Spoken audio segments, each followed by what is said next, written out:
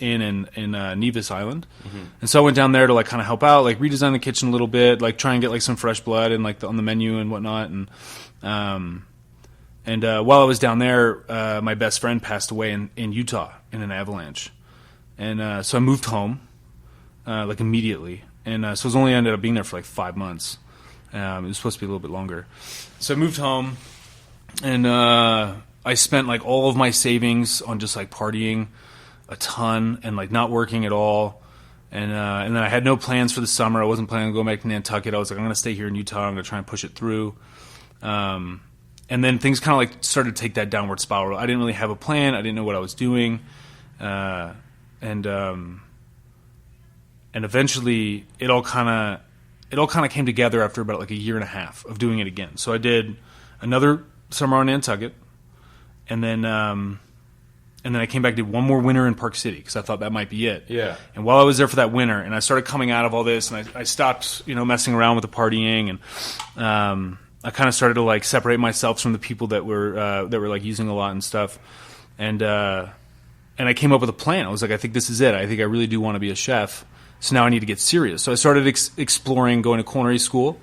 At this point, my dad was like, "Don't do it. It's too late." And so then I started coming up with a plan. Do I move to LA or do I move to New York City? I want to work in like a real restaurant. Gotcha. And I want to work in like a standalone restaurant. It's not with a hotel. I want to do, 100 covers a night, like max. And I want to do like sick food, and I want to learn like all the discipline.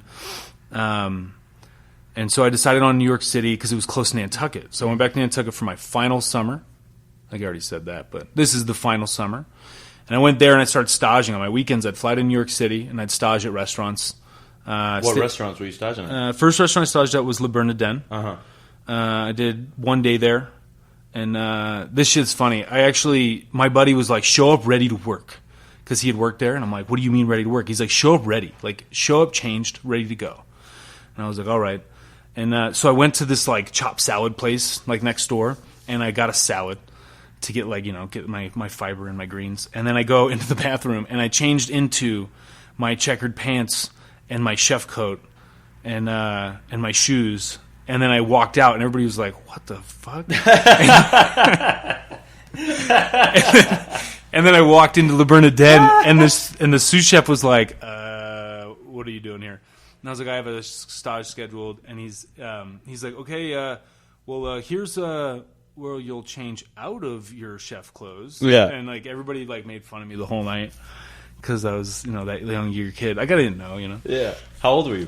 I was 23 years old. 23. Flying back into New York. Yeah. That may seem easy to some. But I know. when you're 23 and fucking... Yeah. I was 23, 22. Where were you staying? I had a friend from Salt Lake City that lived in... up in Harlem. Okay. Word. Yeah. It was sick, man. I loved it. And like going there and like visiting her... And, like, I get off the train, you get up, and, like, it just smells so fucking good. Like, all the empanadas and stuff. Yeah, and, like, yeah. She was in Spanish Harlem, and it was just... I was so in love with the city. And just, like, the environment. Like, the atmosphere of New York City and, like, the hustle that everybody has. And, like, everybody's pushing to make money. And everybody's pushing to make it some way. If they're an actor, if they're, on Broadway, if they're in the stock market, if they're a chef. Everybody was pushing. And I just really wanted to be a part of that more than anything. Yeah. And so from there, I went back and I staged at Live Madison Park. I staged there with James Kent as the head chef. Yeah. And he told me, he's like, I really like you. I want you to come back 1 month. And so I had come back 1 month later, and he wasn't the chef anymore. Got you. Chris Flint was. And Chris Flint, he let me know. He's like, listen, like, if you want to work here, you can come back in like 6 months. But we have a bunch of like people coming in from out of the country on visas to work, and you're going to be a commis and all this stuff. And so he told me about a restaurant that was like super new. The guy had left Love Madison Park. He was an alumni from there. Bettany by Bryce Schumann. Got you. And I was like, oh, odd enough. I actually have a stage there in like a couple days. Oh, cool. And I'd already staged around at a few other like 2 and 3 stars as well. So anyways, I go to Bettany, and now I have like super high expectations. And I really wanted to be at EMP like more than anything because it was just so disciplined, so clean. All the cooks like just really wanted to be there, and they wanted to like push together, and like I wanted that environment. I really wanted to be like held accountable for like any wrongdoing, and I wanted it to be really tough. Yeah. and I get to Bettany, and it was a smaller kitchen and a smaller team, but if anything, it was way more intense than being at 11 Madison Park.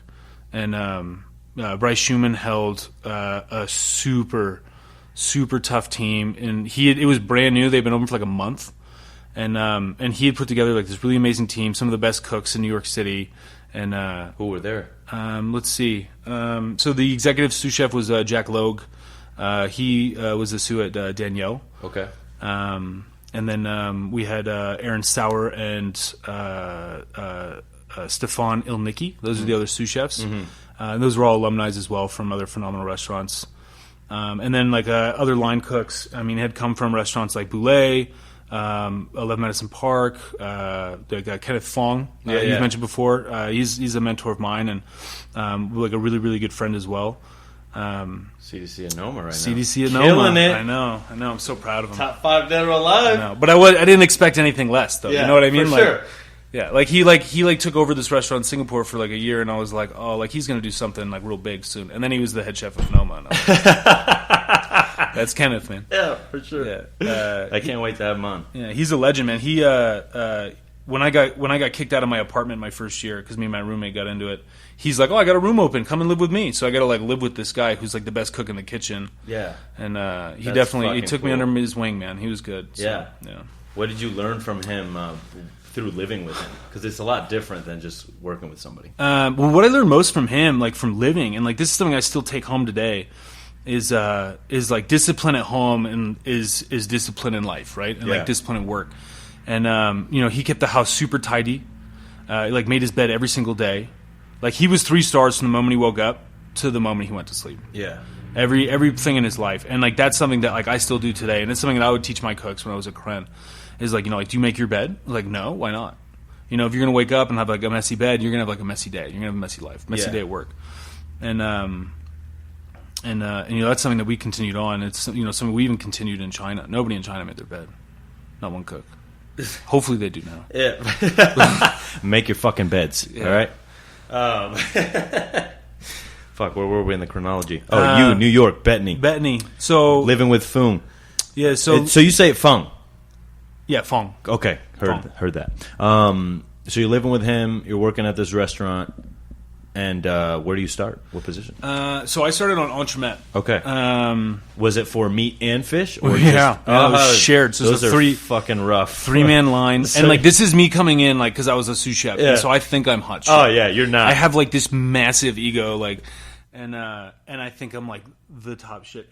And Chef Bryce was out of town for like a week for my first week. Yeah. So like me going down every night was like just a joke, and everybody just kept warning me like, oh, like I think like you need to like get your shit together. Yeah. And but it was so tough, man. Like the mise en place list is insane. Like I still have a copy of my mise en place list from that station in one of my notebooks that's still in China actually. What year was this? 2014 and 15. Yeah. I mean those I think from 2005 to like 2018 the fucking mise en place lists were like 15 to 20 ingredients. It wasn't until I got to the restaurant at Meadowood where it was like the dish has 3 components. Now those components have fucking 18 other things going on behind them, but you know what I mean? But it was like that. Yeah, because and also like this wasn't like a tasting menu at the time. Like Bettany ended up doing a tasting menu, but it was a la carte, and so the plates were bigger. So like when you had your roast chicken plate, it'd be like roast chicken with like a mushroom puree, 2 different types of roasted mushrooms, like this chip situation, a crumble situation, like 3 different like leaf garnishes. So like and then like perfect dishes. Fucking jus. Yeah, and everything had to be perfect. It had to be perfect. Or it get sent back, and you'd have to do it again. And like, and I remember like the hardest thing for me was like getting my mise en place done. And then finally, when I was able to get my mise en place done, then it wasn't enough, or it wasn't perfect. Got you. Yeah. And I get like slices of beets thrown at me and stuff. And but eventually, I made it off the entremet station. Yeah. And I don't think I made it off the entremet station with flying colors. But they took me off, and they promoted me to the meat roast. Got you. And I might just be looking back at like all the negative things because I can only remember how hard it was, right? But, yeah. But people liked me there, I think. Well, yeah. Well, I mean, let's talk about that a little bit because we just had a huge article come out about Willow's Inn, and that's a hot topic right now. And we come from those kitchens where the abuse was high, right? But you just said you got beats thrown at you, like. Did Not they like throw 'em in entire your beats, face? like a baseball. Yeah, like no. like I mean, little pieces of beats. It's like right? a little sliver of beat, and nobody's violently throwing. They're just like, you get it tossed at you. Yeah, it gets for on sure. my jacket. It's like, go change your jacket. You're a mess. And I'm like, yeah, shit. Yeah, exactly. You know, and like looking back at it now, I think it was kind of comical, but yeah, at the time, like, I mean, Bettany was a super tough kitchen. Yeah, but no, I mean, I was never like physically touched or anything like that, and you know, it was never called anything like derogatory, nor was anybody else in the kitchen that I know of. Truly a sad thing because you know you want to support the homies and you want to support people that are your age doing it, but not like that. You know, no, like that. It's sad when women and employees are fearful to come to work. You know, it's one thing to have butterflies in your stomach, but to have true fear, that's not right. No, you know. So no, not at all. And I mean, I know about a lot of restaurants that have that kind of culture, and sometimes like you're completely blind to it. I mean, because you're in it, and it's almost like you want it. Yeah, I think so. I mean, like that's the reason I moved to New York City. I mentioned earlier, I wanted that discipline. I wanted to feel the fear when I went to work. Yeah, because I wanted to learn from the best, and I didn't want it to be easy. Yeah, you know, and so it was a really hard kitchen, but at the same time, like I mean, I loved every second of it. For sure. That's a hard line. You got to draw that line because it can go really quickly to you're not enjoying it, and you feel that like real fear where you're like, am I less of a person? You know, it's one thing to be like, am I less of a cook? But then to truly be like, am I less of a person? Like that's not good. Yeah, you know when you take it to that personable level, yeah, that's not good. You know, that's where it gets out of hand, and it's just definitely not okay. Yeah. So, you know, hopefully that this will send a big fucking shockwave to the industry, and you know, all we can do is learn from this and not fucking, you know, especially them, not fucking do it again. I don't know if they're gonna close or not. We'll see. We'll see what happens in the future, but those fucking topics are very sensitive. You know, a lot of people get pretty riled up about it. You know, it's all of it happened in the past, and all we got to do is learn from it and not be fucking dicks to each other. So for all those people that suffered a hard time at that restaurant, truly sorry on behalf of fucking all chefs everywhere. You know, but let's get back to fucking your life. Fuck that sad shit. So, where were we? So Bettany, you got off. You're on meat roast. So now I'm on meat roast, and meat roast is a lot of fun. I was trained by Aaron Sauer, who has like a meat centered restaurant now. And the guy was a wizard with like grilling meats and you know and just setting up like super clean and tight. And it was something that like I've held on to for the rest of my career. And so it was a lot of fun.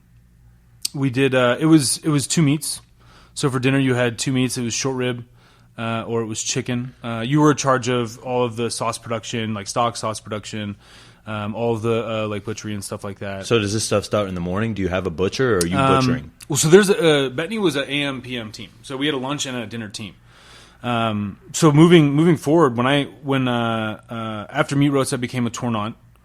And worked all the dinner stations or the hotline stations, and I did the garde. And then after that, I moved to AM meat roast, which I think to some cooks would be like, fuck. But I was stoked. Yeah. I was so happy because, I mean, we were partying a lot, and like I didn't want to be like, I just want to like come in and like crush mise en place, and then I want to do really well, and like be good at something, and then I want to leave. And so AM meat roast was a lot of fun because I mean it started at like 6 a.m. and then lunch was at 12. So you had 6 hours to do all of your sauce production, all of your chicken breakdowns. Are you also setting up PM?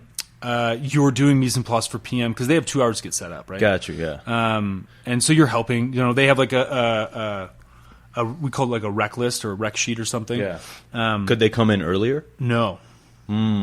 So it was strict in that. We would all be like in the locker room at 1:30 for PM, and you could start work at 2:30. Heard. And so you're in there at like 1:30.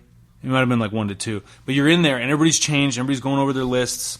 Everybody's got their knives sharpened, and then like the clock hits, and it was like a fucking race. Yeah. Everybody just runs in and like you just start elbowing for like cutting board space and stuff, for sure. and then it was just like a push to get to dinner service.